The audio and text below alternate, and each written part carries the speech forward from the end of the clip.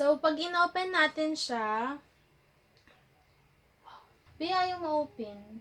Battery. Battery.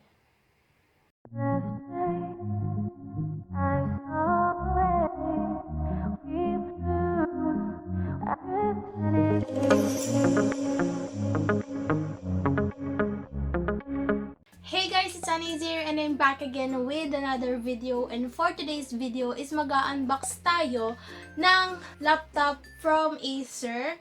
From Acer.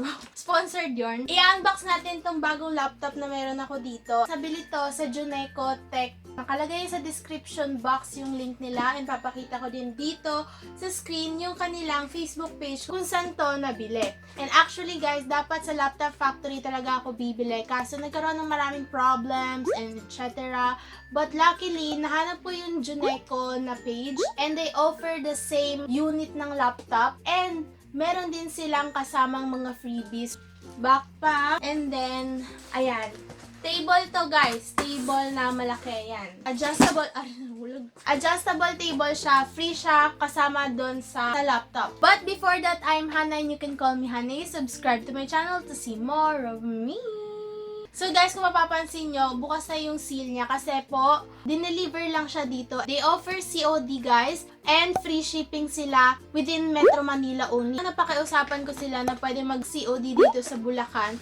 So pumayag naman sila since malapit lang naman ang QC sa San Jose del Monte, Bulacan. So ayan, mag-unbox na tayong totoohan ng unboxing to. So this is the Acer Aspire 5 ng A51454 Kinemerut, basta yun yung kanyang unit. So, ito siya guys. Ayan, i-open na natin siya since binuksan ko na nga yung seal para ma-check if may laman ba yung kanilang, kung may laman ba talaga yung laptop. And, make sure ko nga na merong ang laman. So, thank you doon sa nag-deliver sa amin. Very, talaga siya, sigurado sa pag-deliver. So, ayan siya. Ito yung kanilang charger. Ito naman yung kasama ng charger. Isang saksakan din ng charger. Ito bakit may ganito? May mga kinemerut dyan. So ito yung mismong laptop. Very secure siya. Ayan.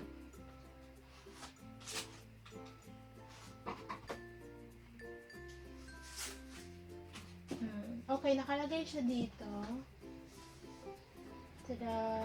Ang color nito is charcoal black. Actually, hindi ko talaga gusto yung charcoal black kasi nga ang gusto ko is yung color gold. So, ito yung mismong color niya. Ayan. Ay, nakalimutan ko pala pakita. Ito yung kanilang manual, kinemerut. So, guys, ito na yung mismong itsura ng laptop. Ayan, sa screen. Tapos ito naman sa likod. Magaan lang siya. And dito, curve yung kanya sa may gilid. Tapos, ayan, pag ganyan siya. Very slim siya. So, pag in-open natin siya, so, ito yung mismong screen niya. Yung screen niya is 14 inches yung kanyang laki. Ayan. Full HD po siya. Ayan. Ito naman, yung kanyang sa keyboard. Kanyang keyboard is, ito, yan lang yung pinaka-kompleto niya. Ayan. Tapos, pagdating dito yung kanyang mouse, kinemerut. Ayan. May pindutan dito. Ayan. Yan. Ito naman yung kanyang sa likod. So, kapag in-open mo siya, magti-tilt siya kasi nga ito, nakataas siya. Para merong exhaust na lalabas. Parang aangat yung panglabasan ng hangin, kinemerut, ganun. Ang kiniklaim nila dito is this is the ultra thin design, elevated design, narrow bezel, and aluminum top cover. So, ito, cover nila is made of aluminum. And, this is ultra fast wireless speed and may HDMI 2.0 kinemerut siya dyan. Pagdating dito guys, sa kanyang mga ports, meron ditong ilaw, tapos meron ditong battery, tapos dito may power jack na siya nung headset. Isa lang siyang saksakan, which is yung headset na yung masasaksak mo. And also, meron na ditong saksakan ng pang USB. And dito ay hindi ko alam kung ano yung saksakan dito. Sa kabilang side naman, pagdating dito, meron siya mga iba pang ports. Pwede ditong USB. And dito yung mismong charger na Type-C. Tapos, hindi ko na alam kung ano tong mga to. So, open natin siya guys. I-explain ko sa inyo yung kanyang processor. Pindutan niya pala guys, ito lang pala. Yan, nandito sa my screen. Ayaw ma-open. Battery. Battery. Okay. Tayo mo muna i-charge. Baka daw mo. So, ito yung ganyang mismong charger. Ang charger na is ganito lang. Ito, meron siyang tatluhan dyan. Pinatay mo yung ilaw. I-charge ko muna siya, no? Ay, nakalimutan ko pala sabihin sa inyo yung price. Ang price pala nito is 38,000 pesos. And, bakit ko nga ba napiling bumili doon sa Joneco kesa or sa laptop factory dan sa mall? Kasi guys, doon sa mall price is mas higher yung kanilang mga price.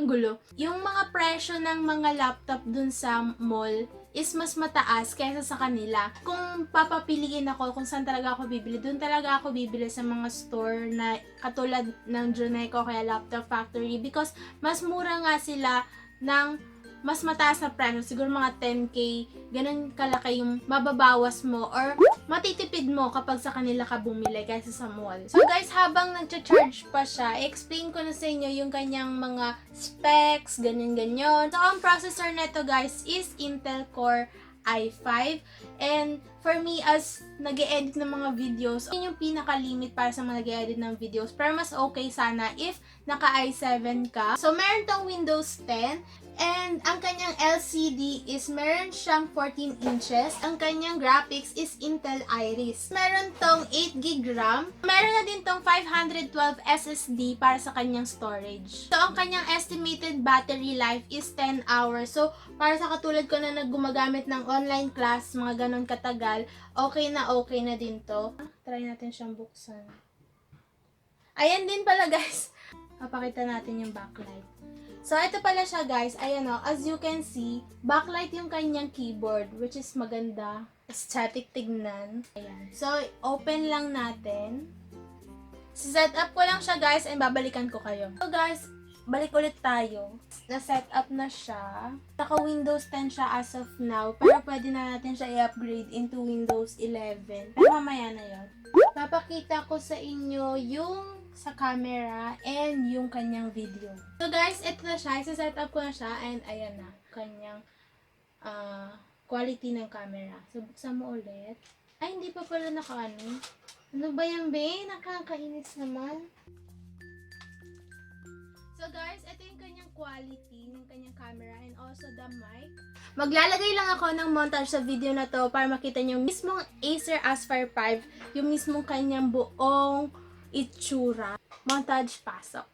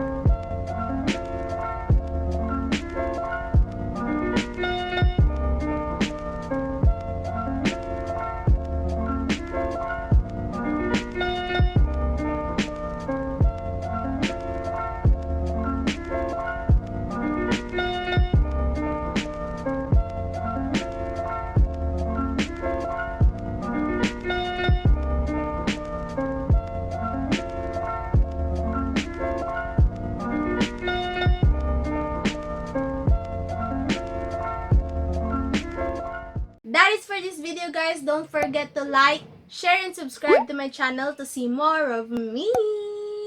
See you in my next video. Bye! I-unbox ko na lang din to for the next video para makita nyo na rin if want nyo ng adjustable table.